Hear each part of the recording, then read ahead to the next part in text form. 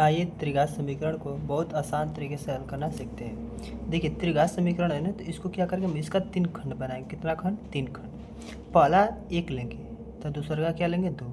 अब देखिए 1 का 2 में गुणा, 2 कम 2, 2 का इसमें भाग कितना, यहाँ पर कितना आ जाएगा? 30। मतलब तीनों का गुणा करने पर 60 प्राप्त होगा। अब देखिए इनको जोड़ने पर हमें 12 आना चाहिए। देखिए जोड़ने पर 12 आ रहा है नहीं, 30 2 32 1 33 आ जा रहा है। ठीक, तो क्या करेंगे, इसको हम नहीं लेंगे तो क्या करेंगे, अब 2 लेंगे, यहाँ 2 लेंगे तो यहाँ 3 लेंगे। ठीक, तो 2 तिहाई 6, तो 6 का बाद कितना है, यहाँ 10 बचेगा। ठीक, 2 तिहाई 6 और 6 पर 60। देखिए जोड़िए इसको, 3 2 5 15 एक्स आ जाएगा। ठीक, कितना आ जाएगा? 15 आएगा। तो ये भी हमारा नहीं रहेगा। अब क्या लेंगे, यहाँ पर 2 के बाद 3 यहाँ लेंगे, तो यहाँ क्या लेंगे? 4 लेंगे। 3 चौको 12 और 12 5 है 7। देखिए 3 चौको 12, 12 60। अब इसको जोड़िए, देखिए 12 प्राप्त हो जाएगी। 4 3 7, 7 5 12 प्राप्त हो जाएगा। अर्थात इसका अगर 60 काट में आंसर देखें तो इसका क्या हो जाएगा, ये हमारा x+3 है। ठीक, ये हमारा क्या है, ये हमारा x+4 है, और x+ ये हमारा क्या है, 5। ठीक, ये हमारा आंसर प्राप्त हो गया। ठीक, ये हमने 60 काट में इसका आंसर ज्ञात कर लिया। अब चलिए इसको हम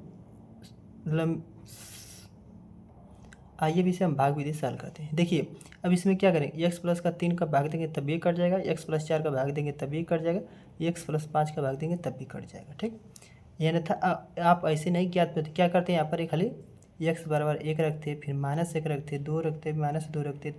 ठीक, फिर -3 रखते, 3 रखते, इतना रखते तब जाकर हमें इसका हल प्राप्त होता है। ठीक, तो चलिए शुरू करते हैं। क्या करेंगे हम यहाँ, इसमें से किसी चीज़ में भाग दें, चलिए हम x+3 से इसमें भाग दे रहे हैं। तो x+3 का भाग देंगे x पर क्यों, -12x² 47x + 60। ठीक, देखिए यहाँ पर x पर क्यों है, यहाँ x, तो अब x कितना चाहिए, 2 चाहिए। इससे हमसे कोई मतलब नहीं है। ठीक, हमें इसको पहला पद यहाँ पर जो इसको कटाना होता है केवल। तो x का भाग देंगे कितना आ जाएगा, x पर क्यों होगा, अब फिर साथ में यहाँ पर गुणा तो कितना आ जाएगा, 3x² हो जाएगा। ठीक, देखिए भाग में हम क्या कहते हैं, घटाते हैं, तो घटाना का गुणा होगा, तो यहाँ प्लस कितना आ जाएगा, माइनस हो जाएगा, यहाँ प्लस तो क्या आ जाएगा, माइनस। तो प्लस माइनस कट जाएगा। देखिए अब 12x में से अब इस चीज़ से कोई मतलब, इस चीज़ से मतलब है, तो 12x में से 3x² बचेगा तो कितना बचेगा, 9x² बचेगा, प्लस 47x उतार लेंगे।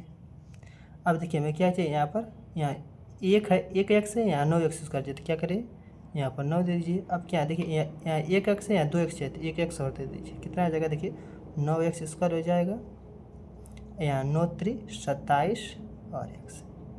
फिर माइनस का गुणा करते हैं, प्लस तो माइनस हो जाएगा, प्लस तो माइनस कट जाएगा, इसमें से घट जाए तो कितना हो जाएगा, 20x बचेगा प्लस 60। प्लस देखिए हमें क्या चाहिए, 20 चाहिए, तो 20 दे दीजिए।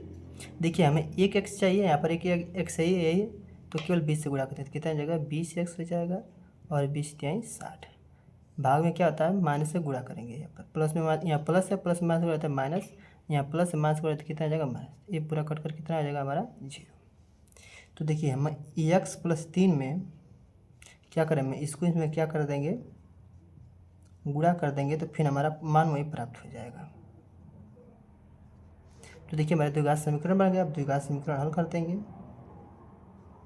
तो कितना हो जाएगा, x²। 20 के 2 खंड करना है, कितना है, 20 के 2 खंड करिए। पहला 1 लेंगे तो दूसरा का 20 लेंगे, जोड़ेंगे तो 21 पर हमें लाना है 19 है, तो इसको नहीं लेंगे। यहाँ पर क्या लेंगे, 2 लेंगे तो यहाँ 10, जोड़ेंगे कितना हो जाएगा, 12, घटाएंगे तो 8 मिल जाएगा, तो इसको भी नहीं लेंगे। 4 लेंगे, ठीक, और 5, 4 5 20, देखिए 4 5 जोड़े 9 प्राप्त है, कितना आ जाएगा, ये 4x हो जाएगा प्लस 5x बराबर कितना आ जाएगा, 20। x+3, यहाँ से देखिए कॉमन कर लीजिए x, तो यहाँ 4 बचेगा, यहाँ से 5 कॉमन कर लीजिए, तो यहाँ से 5 निकल गया तो x बचा, यहाँ से कितना बचेगा, 4 बचेगा।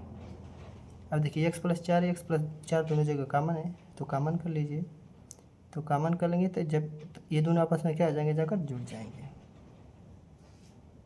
बराबर इधर क्या हमारा 0 है, इधर हमारे बराबर में क्या है, 0 है।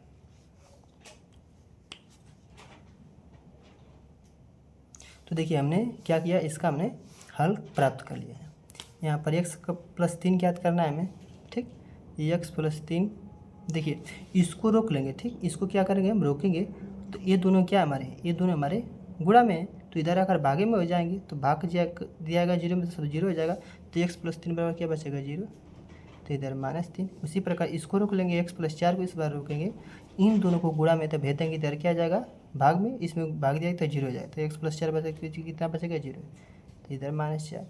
इस बार x + 5 को इसी प्रकार रोक लेंगे, इधर क्या प्राप्त हो जाएगा, जीरो। x पर कितना आ जाएगा, -5। तो x के तीनों मान कितना प्राप्त हुए, -3, -4 और -5। ये हमारा क्या हो गया, आंसर।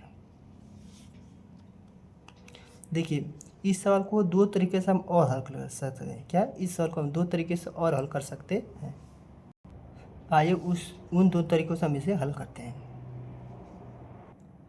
चलिए उन दो तरीकों हम क्या करेंगे, नेक्स्ट वीडियो में समझेंगे।